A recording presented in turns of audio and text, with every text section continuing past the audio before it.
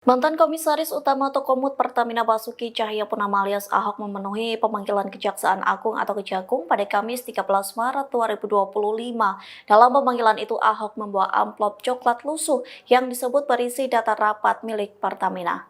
Dikutip dari Kompas.com, Ahok tiba di Kejagung 1,5 jam lebih awal dari jadwal yang ditentukan.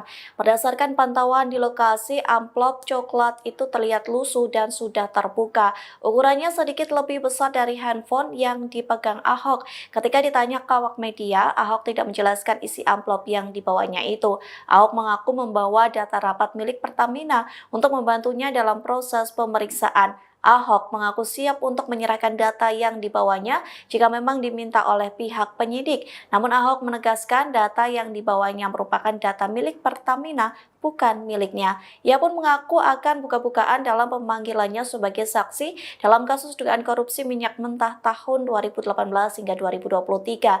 Ahok menjelaskan pihak Pertamina yang bermasalah dalam kasus ini sebenarnya adalah subholding atau anak perusahaan. Sebetulnya secara struktur kan itu kan Dewan Komisaris ya. Terus ada subholding. Tapi tentu saya sangat senang bisa bantu kejaksaan kalau apa yang saya tahu akan saya sampaikan. Pak Basuki sempat bilang ada data atau rekaman data yang dibawa hari ini. Data yang kami bawa itu adalah data rapat apa aja ya. Tapi nanti akan diserahkan nggak Pak? Kalau diminta kita kasih. Di bawah tapi Pak? Kan bukan punya hak saya, pihak Pertamina.